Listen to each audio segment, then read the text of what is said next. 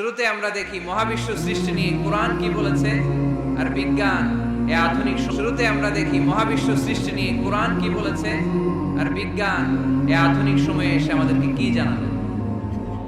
কোরআন আমাদের সামনে উপস্থাপন করেছে, আওয়ালাম ইয়ারাল্লাযীনা কাফারু আন্নাস সামাওয়াতি ওয়াল আরদা কানাতা রাতকান ফাফাতাকনাহুমা ওয়া জাআলনা মিনাল মাই কুল্লা শাইইন হাই আফালা ইউমিনুন।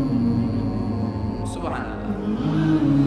কাফির মুশরিকরা কি দেখে না, আদিতে সৃষ্টির শুরুতে মহাবিশ্বের সব কিছু আকাশ জমিন এক জায়গায় লেপ্টে ছিল, একটা বিস্ফোরণের মাধ্যমে আমি মহাবিশ্ব তৈরি করলাম। আর এই পৃথিবীর মধ্যে, এই বসুন্ধরার মধ্যে, এই মহাবিশ্বের মধ্যে প্রাণবন্ত যা আছে সব কিছু আমি পানি থেকে তৈরি করলাম। এই পৃথিবীতে প্রাণবন্ত যা আছে তার সবটাই আল্লাহ কি থেকে তৈরি করেছে? পানি থেকে। এটা হচ্ছে কোরআনের থিওরি, যার প্রাণ আছে ওইটা তৈরি হয়েছে পানি থেকে। বিজ্ঞান এসে এটাই স্বীকার করেছে। বিজ্ঞান বলেছে এই পৃথিবীর প্রথম যে প্রাণ এটা পাওয়া গিয়েছে পানিতে। ওই প্রাণের নাম দিয়েছে তারা অ্যামিবা। কি নাম দিয়েছে? It's a very small unicellular organism in this universe. এককোষী অণুজীব, খুবই ছোট। তারা বলেছে এটা পানি থেকে এসেছে। তারপরে এসেছে জুপ্লাঙ্কটন, ফাইটোপ্লাঙ্কটন, ব্যাকটেরিয়া প্লাঙ্কটন। এই শৈবালগুলো, এই স্পিসিসগুলো, এই প্রজাতিগুলো পানি থেকে ডেভেলপ করেছে। তাহলে বিজ্ঞান যা বলেছে তার সাথে কোরআনের হুবহু মিল আছে না নাই? আবার আল্লাহ বললেন পানির মধ্যে আমি অনেক ক্যাটাগরি করেছি। পানির মধ্যে কিছু আছে মিঠা পানি, যেটা খেলে আমাদের হৃদয় ঠান্ডা হয়ে যায়। আবার পানির মধ্যে কিছু আছে লোনা পানি, যেটা মুখে তোলা যায় না, ঠিক কিনা? হাদা আযবুন ফুরাত ওয়া হাদা মিলহুন উজাজ। একটা লোনা পানি, একটা মিঠা পানি, দুই সাগরের পানি দুই দিক দিয়ে বয়ে যায়, মাঝখানে অদৃশ্য দেয়াল দিয়ে দিল কে? মারাজাল বাহরাইনি ইয়ালতাকিয়ান বাইনাহুমা বারযাখুন লা ইয়াবগিয়ান فبأي آلاء ربكما تكذبان। লোনা পানির সাগর, মিঠা পানির সাগর বয়ে যায়, মাঝখানে অদৃশ্য দেয়াল, একটা পানি আর একটার সাথে মিশে না, ঠিক কি না? এই দৃশ্য দেখছেন আপনারা? কোথায় দেখেছেন? চাঁদপুর।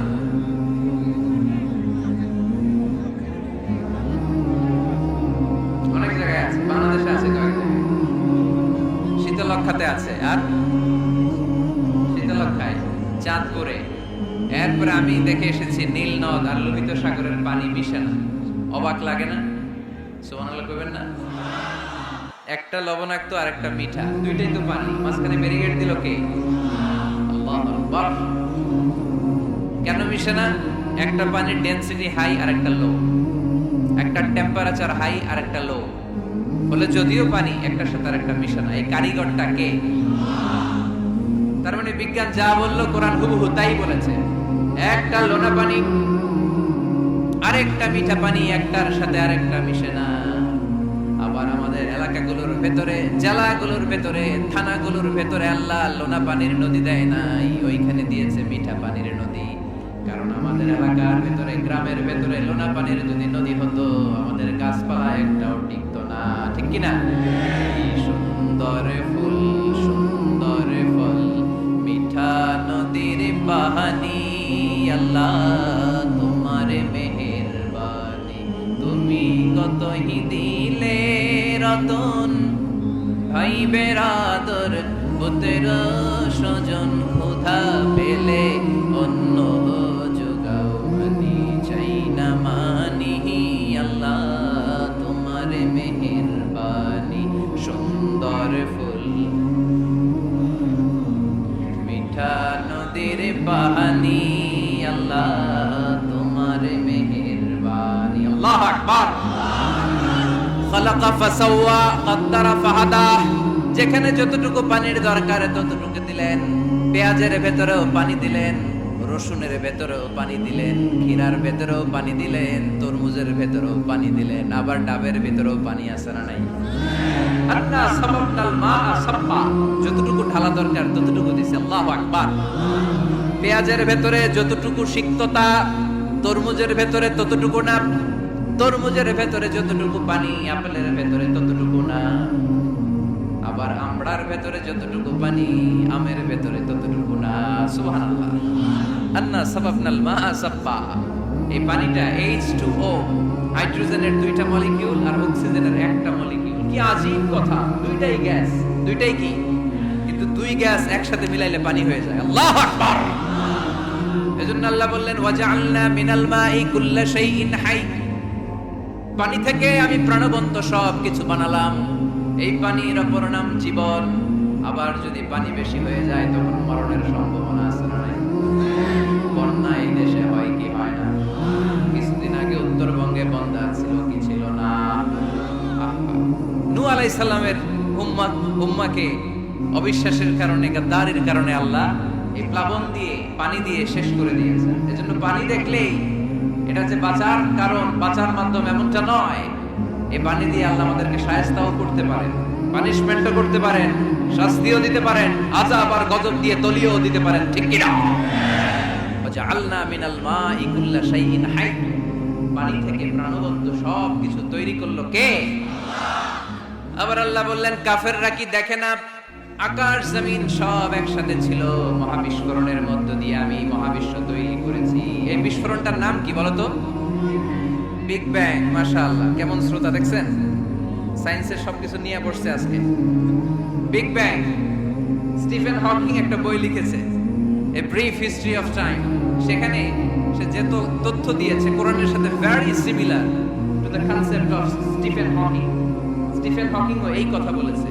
সে বলেছে মহাবিশ্ব সৃষ্টির আগে সবকিছু একটা অণুর ভেতরে ছিল, হাই সিঙ্গুলারিটি, সবকিছু এক জায়গায় ছিল। ফাফাতাহনাহুমা, এক বিশাল আওয়াজের মাধ্যমে, এক বিস্ফোরণে মহাবিশ্ব সৃষ্টি হলো। ওই আওয়াজটার নাম ছিল কুন। আওয়াজটার নাম ছিল কি? ইন্নামা আমরুহু ইযা আরাদা শাইআন আন ইয়াকুলা লাহু কুন ফায়াকুন। আমরা বাংলায় বলি না কুন ফায়াকুন? কুন ফায়াকুনের মালিক কে? তিনি বলতে দেরি, হতে দেরি হয়। কুন, হও, হয়ে যায়। বি, ইট ওয়াজ। আল্লাহ যখন বলেছেন কুন, এই আদিতে সব মিলে থাকা এই মহাবিশ্বের সবকিছু এক মহা বিস্ফোরণের মাধ্যমে গোটা বিশ্বে ছড়িয়ে পড়ল। গোটা বিশ্বে ছড়িয়ে ঘুরতে আরম্ভ করল। এই বিস্ফোরণের ছোট্ট একটা কণার নাম পৃথিবী। এই মহা বিস্ফোরণের ছোট্ট একটা কণার নাম মঙ্গল। এই মহা বিস্ফোরণের ছোট্ট একটা কণার নাম বৃহস্পতি। এই মহা বিস্ফোরণের ছোট্ট একটা কণার নাম সূর্য। এরকম কত হাজার, অযুত, লক্ষ, নিযুত কোটি কণা বড় বড় তারকা রূপে মহাবিশ্বে ঘুরে বেড়াচ্ছে। আল্লাহ ছাড়া এর খবর কেউ রাখে না। এগুলো যে কত বিশাল, এগুলো নিয়ে আমাদের চিন্তা করা দরকার। আবার এই 200টা দেশ মিলে এই পৃথিবীর 30 ভাগ, বাকি 70 ভাগ শুধু পানি। তার মানে মহাবিশ্বের সবচেয়ে বড় গ্রহের নাম পৃথিবী, তাই না? এত বড় হওয়ার পরও এটা বড় হইতে পারে নাই। পৃথিবী যে কত ছোট এটা কল্পনা করলে অবাক হতে হয়। বৃহস্পতি একটা গ্রহ আছে, আমাদের সৌরজগতের গ্রহ। আপনারা দেখবেন গুগল করলে একটার থেকে আরেকটার সাইজ কত বড়। বৃহস্পতি আমাদের চেয়ে অনেক বড়। যে সূর্যের আলোতে সকালবেলা পৃথিবীটা আলোকিত হয়, এই সূর্যটা পৃথিবীর চেয়ে 13 লক্ষ গুণ বড়। সুবহানাল্লাহ। মাহফিল শেষে কয় গুণ বড়? 13 গুণ বড়, 1300 গুণ বড়, 13,000 গুণ বড়। কয় লক্ষ? 13 লক্ষ গুণ বড়। তার মানে 13 লক্ষটা পৃথিবী সূর্যের ভেতরে রাখার জায়গা আছে না? সূর্যই কি তাহলে সবচেয়ে বড়? আরো উপরে যান, আরো বড় পাবেন। সূর্য হচ্ছে তারা, তাই না? স্টার। সূর্যের পরে আমাদের সবচেয়ে কাছের তারার নাম প্রক্সিমা সেন্ট্রাই। আজকে গুগল করলেই পাবেন, অনেক আছে এরকম। আলফা সেন্ট্রাই এ, আলফা সেন্ট্রাই বি, ব্যাটেলজিউস নামে এক তারা পাওয়া যায়, ইটা ক্যারিনা নামে তারা পাওয়া যায়। যে সূর্য পৃথিবীর চেয়ে 13 লক্ষ গুণ বড়, এমন অনেক তারা আছে যেটা সূর্যের চেয়ে কয়েক হাজার কোটি গুণ বড়। তার মানে ওইটাই সবচেয়ে বড় তারা না, ওগুলোরে খেয়ে ফেলতে পারে এরকমও বড় বড় তারা মহাবিশ্বে আছে না নেই? এরকম হাজার কোটি তারা নিয়ে আমাদের গ্যালাক্সি। আমাদের গ্যালাক্সির নাম মিল্কি ওয়ে। আমাদের গ্যালাক্সি থেকে সবচেয়ে কাছের যে গ্যালাক্সি, এটার নাম হচ্ছে অ্যান্ড্রোমেডা। এরকম হাজার হাজার কোটি গ্যালাক্সি নিয়ে প্রথম আকাশের মহাশূন্য। প্রথম আকাশে এখনো যাইতে পারি নাই আপনাদেরকে নিয়ে। রংধনুর কয় রং? সবাই কন আর জোরে। 7 রং না? আমরা ছোটবেলায় মুখস্থ করতাম, বেনিয়া সহকলা, বেনিয়া সহকলা। এই 7 রঙের পাহাড় ওখানে দেখা যায়, এক জায়গায় 7 রঙের পাহাড়। সুবহানাল্লাহ কইতে পারলেন না? মজা করে বানালো কে? সুনানে তিরমিজি আর মুস্তাদরাকে হাকিম, মুসনাদে আহমদ ইবনে হাম্বলের হাদিস। আল্লাহ যখন পৃথিবী বানালেন, এই পৃথিবীটা ঘোরার পাশাপাশি কাঁপাকাঁপি শুরু করে দিল। এই পৃথিবীর কাঁপাকাঁপি বন্ধ করার জন্য রব্বুল আলামিন পৃথিবীর মধ্যে পাহাড় গেড়ে দিলেন। 7টা tectonic plate, 7 tectonic plates creates the mountain range on earth। 7টা টেকটনিক প্লেট আল্লাহ দিলেন।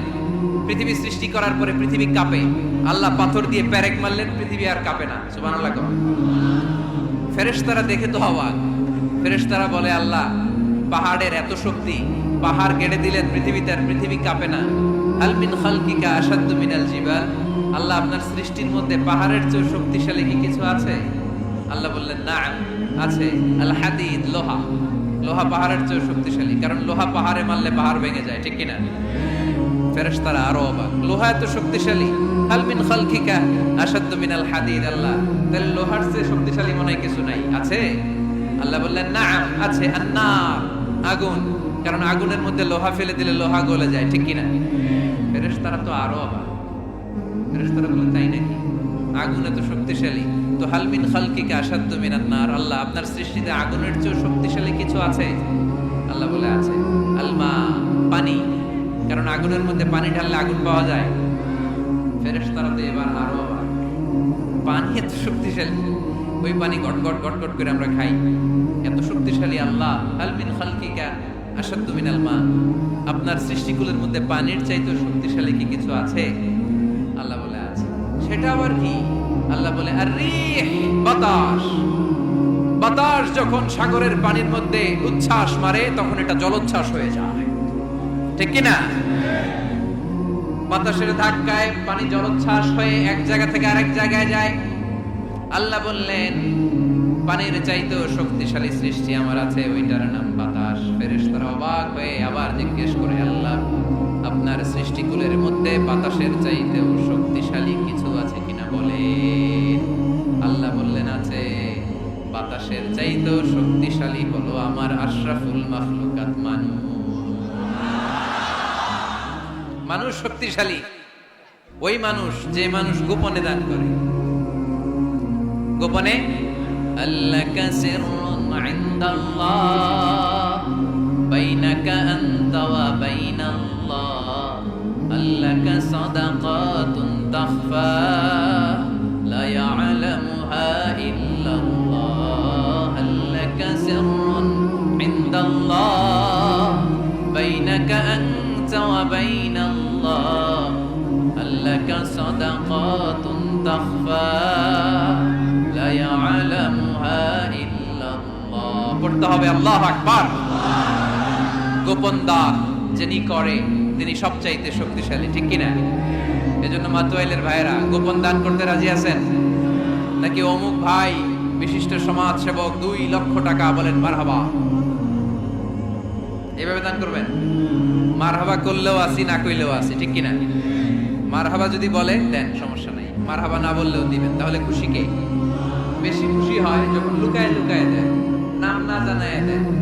ওই দান আল্লাহ এমন ভাবে কবুল করে, ওই দানের কারণে 7 শ্রেণীর ব্যক্তিকে আল্লাহ আরশের নিচে ছায়া দিবে। যেদিন কোনো ছায়া পাওয়া যাবে না, ওই দিন ওই ব্যক্তিকে আল্লাহ টেনে আরশের ছায়ার নিচে বসিয়ে দিবে। তাহলে কোরআন পাহাড়ের কথা যা বলেছে, বিজ্ঞানে ওই কথা আছে না নাই? এরপর কোরআন বলেছে, আলাম তারা আন্নাল্লাহা ইউসজি সাহাবান সুম্মা ইউআল্লিফু বাইনাহু সুম্মা ইয়াজআলুহু রুকামান ফাতারাল ওয়াদকা ইয়াখরুজু মিন খিলালিহি। আল্লাহ সাগরের পানিগুলোরে তাড়ায়, তারা মেঘ বানায়, আকাশে নেয়, বৃষ্টি নাজিল করে। এটাকে বলে সায়েন্স, এটার নাম দিয়েছে ওয়াটার সাইকেল বা হাইড্রোলজিক্যাল সাইকেল। এটাই আল্লাহ কোরআনে এইভাবে বলেছে, আলাম তারা আন্নাল্লাহ ইউসজি সাহাবা, তোমরা কি দেখো না সূর্যের তাপে বাষ্প হয়ে গ্যাস হয়ে পানিগুলো উপরে ওঠে। যারা বিমান দিয়ে ফ্লাই করেন তারা বিমানের জানলার পাশে সিট ফেলে দেখেন নাই কিভাবে মেঘমালাগুলো বিমানের সাথে খেলা করে? এগুলো তৈরি করছে কে? তার মানে কোরআন যা বলল বিজ্ঞান তাই বলে। সানশাইন, সূর্যের প্রখর তাপে পানিগুলো বাষ্প হয়ে উপরে যায়, ঘনীভূত হয়, কন্ডেনসেশন, কন্ডেন্সড হয়, ঘনীভূত হয়, মেঘমালা হয়। ওই মেঘ থেকে ঝিরি ঝিরি ঝিরি ঝিরি বৃষ্টি নাজিল করে কে? আমাদের ফসল খেতে গরু যদি খাইতে আসে আমরা তারাই না? আল্লাহ কয় তুই তোর ফসল ক্ষেত বাঁচানোর জন্য গরু তারাস, আমি তো আকাশে মেঘ তারাই। তোর এখান থেকে যে ফসল আসে, এখানে ফসল উৎপাদনের জন্য পরিশ্রম তুই একা করস নাই, আমারও পরিশ্রম আছে।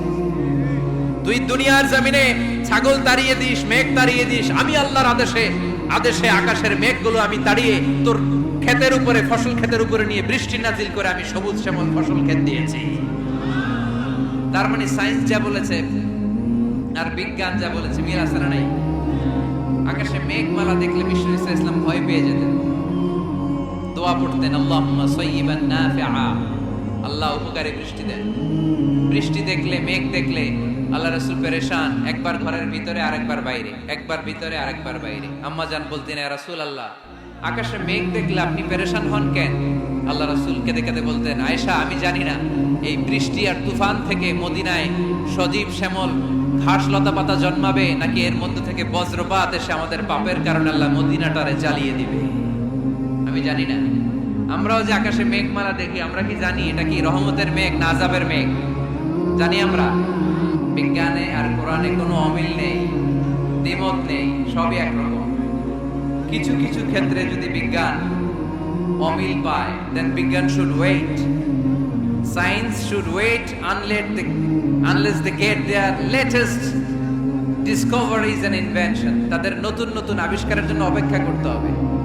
কারণ সায়েন্স প্রতিদিন ইমপ্রুভ করে, ডেভেলপ করে। আজকে একটা পাইছে, কালকে আরেকটা পায়। আগে বলতো সূর্য ঘোরে, পৃথিবী ঘোরে না। এরপর বলতে শুরু করলো পৃথিবী ঘোরে, সূর্য ঘোরে না। এখন বলে সবই ঘুরে। এখন কি বলে? সবই ঘুরে। কিন্তু ১৫০০ বছর আগে আল্লাহ বলে দিয়েছেন, ওয়া কুল্লু ফি ফালাকিন ইয়াসবাহুন, মহাকাশে যা আছে সবকিছুই ঘুরে বেড়াচ্ছে। চিল্লায় পড়ি আল্লাহু আকবার। এজন্য the science shouldn't jump to the conclusion that the Quranic information is wrong. কোরআনের তথ্য ভুল, এই কথা বলে যেন সায়েন্স ভুল না করে। কারণ সায়েন্সের অনেক কিছুই এখনো আবিষ্কার হয়ে সারে নাই। একটা সময় চিকিৎসা বিজ্ঞানীরা বলতো ক্যান্সারের নাই কোনো অ্যান্সার, কিন্তু এখন আবার বলতেছে না, ক্যান্সারেরও অ্যান্সার খুঁজে পাওয়া যাচ্ছে, ঠিক কিনা? তাহলে বোঝা গেল সায়েন্সের সবচেয়ে ফাইনাল থিওরি হচ্ছে যে সায়েন্সের কোনো থিওরি ফাইনাল না। কথা বোঝেন নাই বোধহয়? সায়েন্সের ফাইনাল থিওরি হচ্ছে যে সায়েন্সের কোনো থিওরি ফাইনাল না। আর কোরআনের ফাইনাল থিওরি হচ্ছে যে কোরআন যেটাই বলেছে সেটাই ফাইনাল। চিল্লায় বলো ঠিক কিনা? যা শুনিয়েছে আমাদেরকে সবটাই ফাইনাল। এই জন্য কি কি মিল আছে, এরকম সাদৃশ্য অনেক খুঁজে পাওয়া যায়। আজকের এই রাতে এত লম্বা জোর আলোচনা সম্ভব হবে না। আমি কয়েকটা বিষয় নিয়ে একটু তোমাদেরকে বোঝানোর চেষ্টা করব যে এগুলোতে মিল খুঁজে পাওয়া যায়। যেমন কসমোলজির নাম তোমরা শুনেছো, কসমোলজির নাম শুনেছো না? সৃষ্টি তত্ত্ব, মহাবিশ্ব কি করে সৃষ্টি হলো, সায়েন্স যা বলেছে কোরআন তাই বলেছে। সুবহানাল্লাহ। এমব্রিওলজি, যেটা নিয়ে আমার ছোটখাটো কিছু গবেষণা কর্ম আছে। ভ্রূণতত্ত্ব, মায়ের পেটে বাচ্চা কিভাবে ডেভেলপ করে, কোরআন যা বলেছে সায়েন্স তাই বলেছে। হিউম্যান অ্যানাটমি, মানুষের দেহের কার্যকারিতা কিভাবে কি কাজ করে, সায়েন্স যা বলেছে কোরআন তাই বলেছে। ফিজিক্স বলে একটা কথা আছে, পড়েছো না তোমরা? পদার্থবিদ্যা, সায়েন্স যা বলেছে কোরআন তাই বলেছে। জুলজি, প্রাণীবিদ্যা, প্রাণী নিয়ে কোরআনে অনেক কথা, সায়েন্স যা বলেছে কোরআন তাই বলেছে। সি সায়েন্স, সাগরের নিচে কি আছে, এই সিক্রেট অফ দ্য সি, এই আন্ডারগ্রাউন্ডে কি আছে, কোরআন যে তথ্য